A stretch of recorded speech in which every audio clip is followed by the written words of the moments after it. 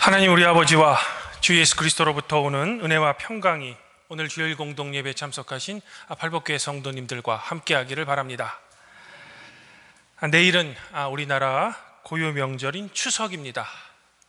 이 추석 기간 동안 오랜만에 보는 가족들과 함께 주님께서 주시는 평강 안에서 화목하게 잘 지내시기를 이 시간 먼저 축원드립니다. 성도 여러분, 저는 대학원 시절에 미국의 한 연구소에서 연구를 한 경험이 있습니다. 미국 동부 메릴랜드주에 위치한 National Institute of Health, 줄여서 보통 NIH라고도 하고 한국말로 굳이 번역하면 미국 국립보건원이라고 합니다. 이 미국 국립보건원에서 2개월 동안 교환학생으로 일한 적이 있습니다. 이 연구소는 여러분들도 잘 아시는 인간 유전체 계획, 지놈 프로젝트를 수행한 연구소로도 유명합니다. 또한 미국 식품안정청인 FDA, 그리고 조지아주의 애틀란타에 위치한 질병통제센터인 CDC, 이 기관들과 더불어 미국 보건정책을 주도하는 아주 미국 내 유명한 연구소입니다. 그래서인지 이 연구소에는 전 세계에서 아주 유명한 과학자들이 함께 모여 연구를 합니다. 또한 제가 잠시 있었던 그 시절에는 노벨 생리의학상을 수상한 수상자들 몇 명도 그 연구소에 있었습니다.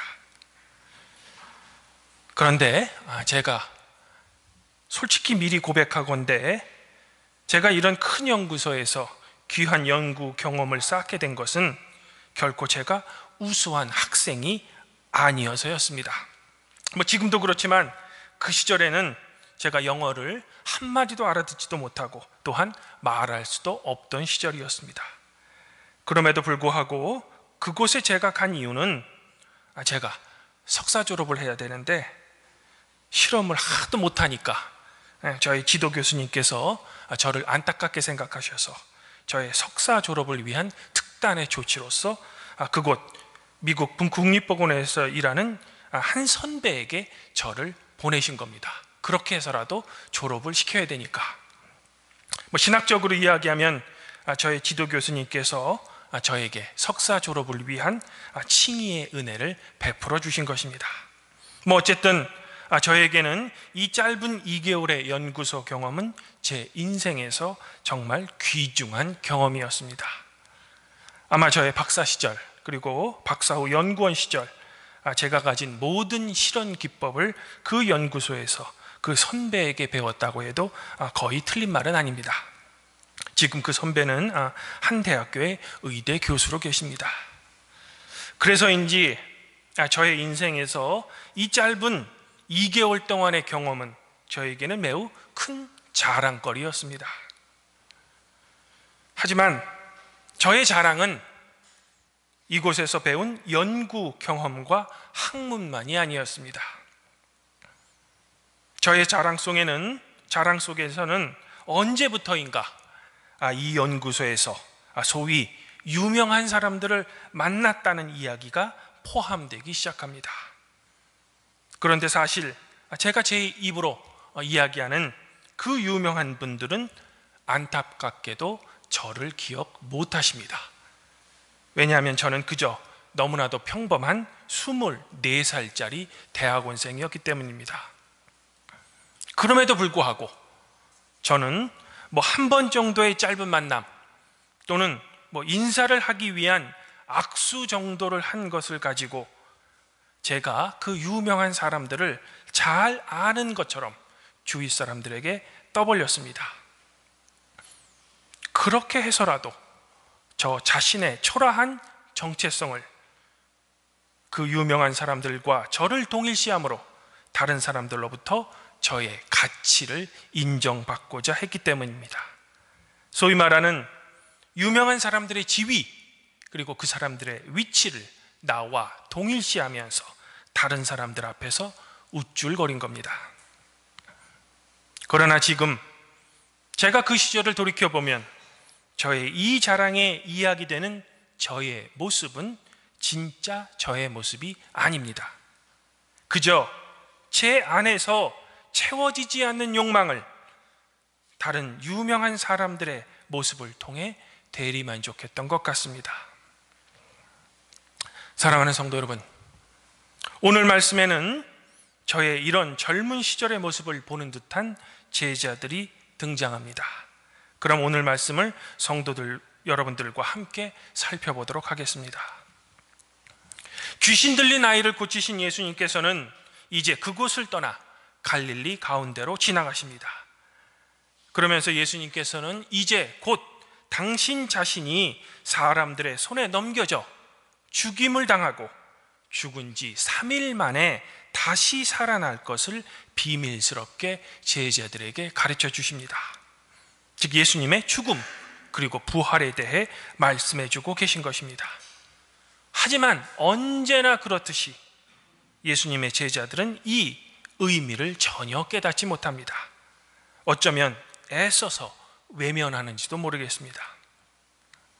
이제 잠시 시간이 흘러 예수님과 제자들은 가버나움에 도착하셔서 어떤 집에 유숙하십니다. 그때 예수님께서 제자들에게 이렇게 물으십니다. 너희가 길에서 무슨 일로 다투었느냐? 이런 예수님의 질문에 제자들이 감히 대답을 하지 못합니다. 왜냐하면 제자들은 길에서 서로 누가 가장 큰 사람인가로 서로 다투었기 때문입니다. 즉 선생이신 예수님은 이제 곧 있을 고난과 죽음 그리고 부활에 대해서 이야기하는데 기껏 제자들이 하는 행동이란 우리들 가운데 누가 가장 크냐라는 집단 내 서열 싸움을 하고 있는 것입니다. 참으로 한심하기 짝이 없는 모습입니다. 저는 이 말씀을 읽을 때마다 이런 생각이 듭니다. 아이고, 정말 제자들은 분위기 파악도 못하는구나. 사랑하는 성도 여러분, 그런데 오늘 말씀 속에 등장하는 제자들의 이런 모습이 그저 복음서에서만 등장하는 제자들만의 모습일까? 결코 그렇지 않습니다. 바로 저를 포함한 우리 자신들의 모습입니다. 우리는 예수님을 믿는다고 우리의 입술로 고백합니다.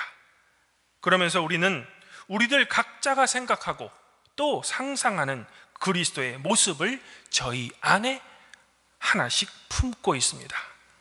이런 그리스도의 모습은 성도들마다 매우 다양합니다. 왜냐하면 자신들의 삶에서 체험한 예수님이 다르기 때문입니다. 그러나 이런 다양함 속에서도 우리 인간들이 공통적으로 소망하는 그리스도의 모습이 한 가지가 있습니다. 그것은 예수 그리스도를 믿는 믿음을 통해 세상적인 성공을 소망하고 있는 것입니다. 그리고 이러한 나의 소망에는 인간 내면에 깊이 깔려있는 욕망이 자리 잡고 있습니다. 이런 기본적인 인간의 욕망이 예수 그리스도를 믿는 믿음을 통해서라도 높아지고 싶은 것입니다. 즉 복음서에 등장하는 제자들은 기적을 베푸시고 당시 백성들에게 지지를 한 몸에 받는 유명한 스승인 이 청년 예수의 제자라는 그 이유 한 가지로 예수님의 권위, 예수님의 능력을 자신들과 동질화하면서 그동안 자신들 안에 억눌리고 인정받지 못했던 자신들의 과거의 삶을 보상받고 싶은 겁니다. 그리고 그 와중에서도 또 서열을 매기고 싶은 것입니다. 그 정도로 제자들의 마음에는 지금까지의 삶을 이제라도 이 위대한 예수님을 통해 보상받고 싶은 강한 욕망이 마음 저편에 자리 잡고 있는 것입니다. 그리고 이러한 욕망은 우리의 마음 속에도 깊이 자리 잡고 있습니다. 그래서 교회에서도 목사, 장로, 권사, 집사라는 직분을 하나님께서 주신 교회 내 소명이 아닌 남들의 시선을 받는 교회 내 명예로 생각하는 적도 있습니다. 성도 여러분, 여기서 어떤 분들은 저에게 이렇게 반문할지도 모릅니다.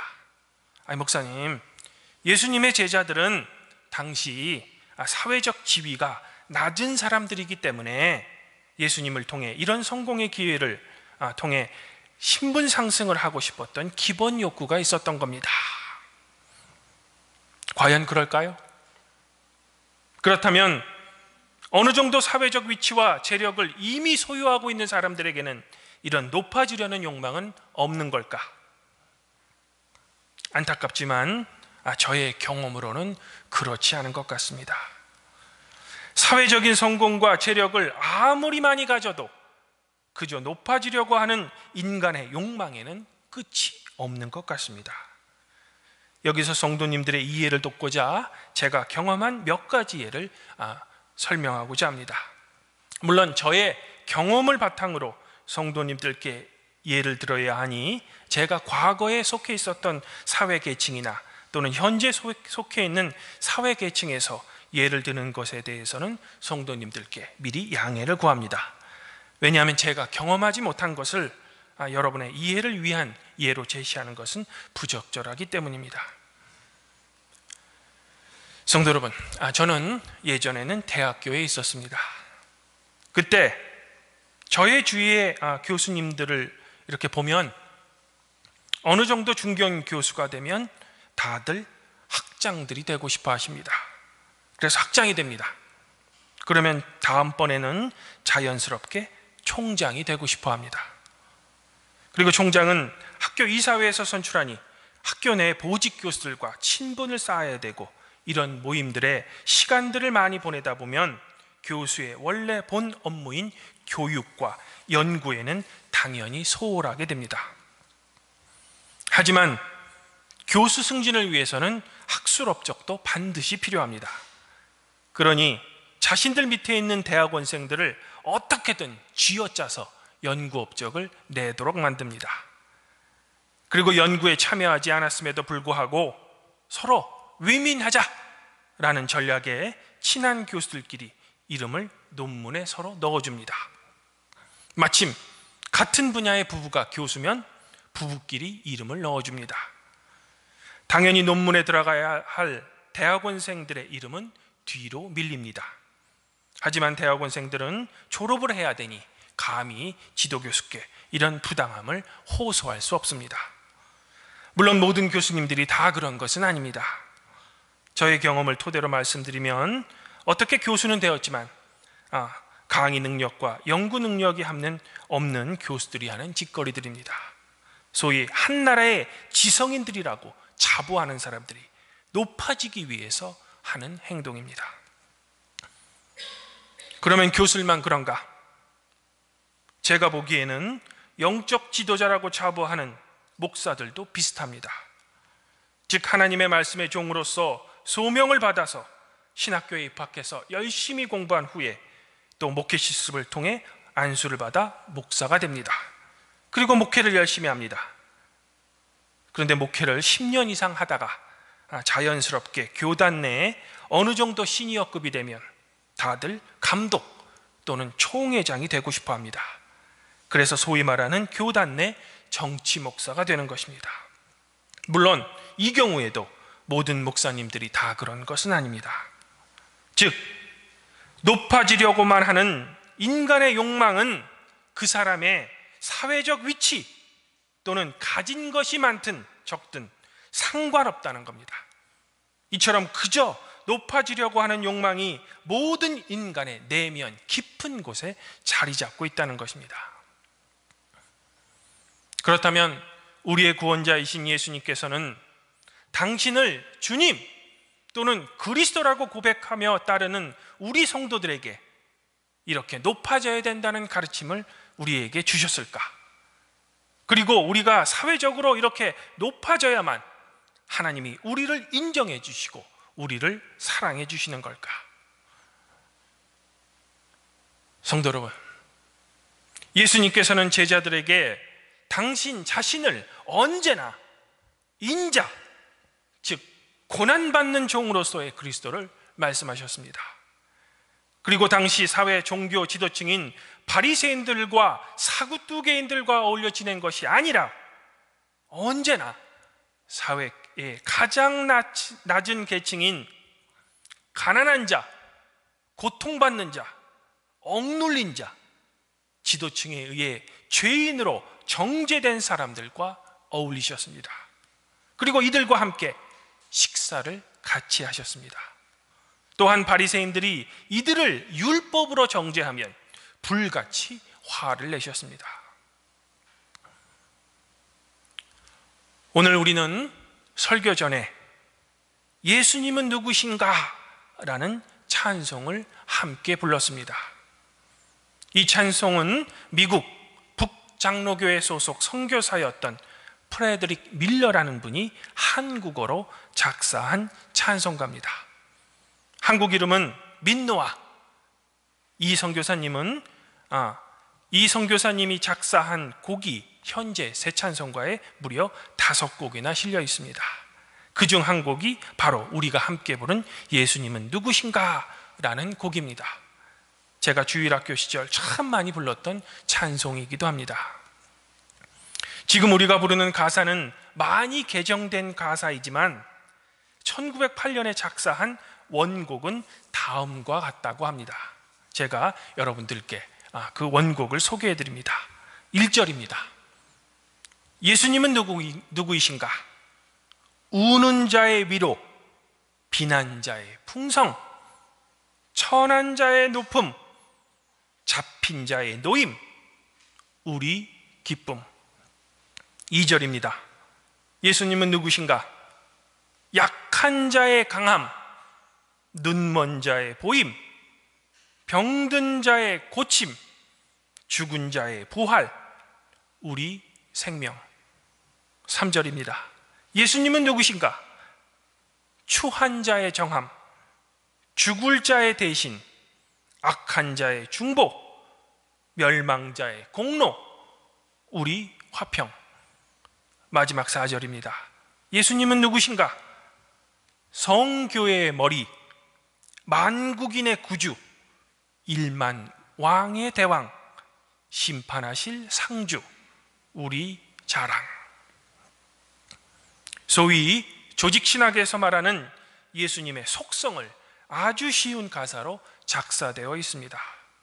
제가 보기에는 그 어떤 어려운 신학책보다 아주 간결하고 그리고 쉽게 예수님은 누구신가에 대해 간략하게 설명해 놓았습니다.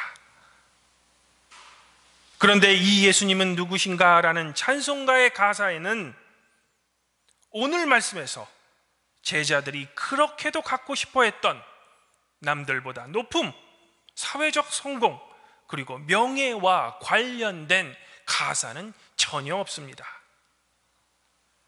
이렇듯 예수님이 믿던 하나님의 나라, 그리고 하나님에 대한 예수님의 믿음에는 세상적인 성공과 남보다 높아지려고 하는 명예는 결코 존재하지 않습니다. 그러나 제자들이 믿었던 믿음, 그리고 우리들의 믿음에는 언제나 예수님께서 우리들에게 이 세상에 권력과 명예를 주는 왕으로 믿고 있는 것입니다. 예수님께서는 분명 당신 자신을 인자, 즉 고난받고 십자가에 달릴 것을 미리 말씀해 주셨건만 제자들, 아니 현대를 살고 있는 우리 또한 예수님의 이런 고백을 도무지 들으려 하지 않습니다. 아니야, 절대 아니야.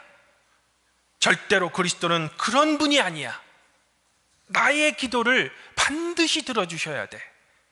나에게 세상적인 신분, 세상적인 성공, 세상적인 권력을 그리스도께서는 가져다 주셔야 해.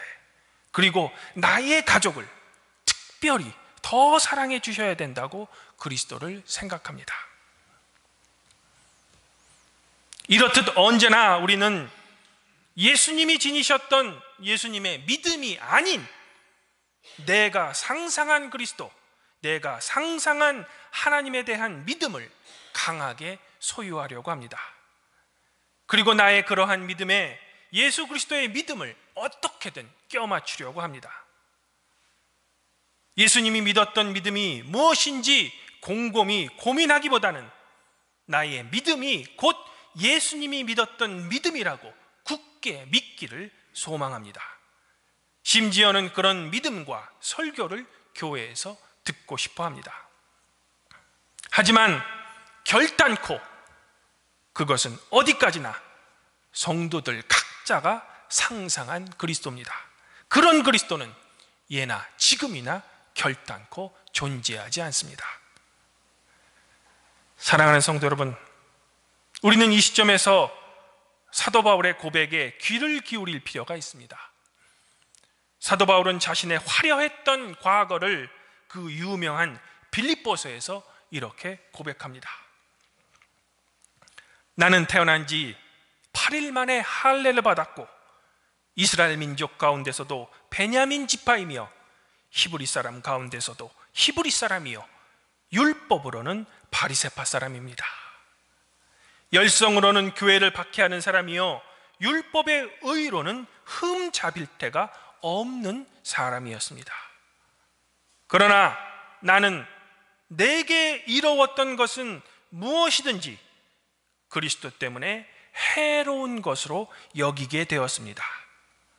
그뿐만 아니라 내 주 그리스도 예수를 아는 지식이 가장 고상하므로 나는 그 밖의 모든 것을 해로 여깁니다. 나는 그리스도 때문에 모든 것을 잃었고 그 모든 것을 배설물로 여깁니다.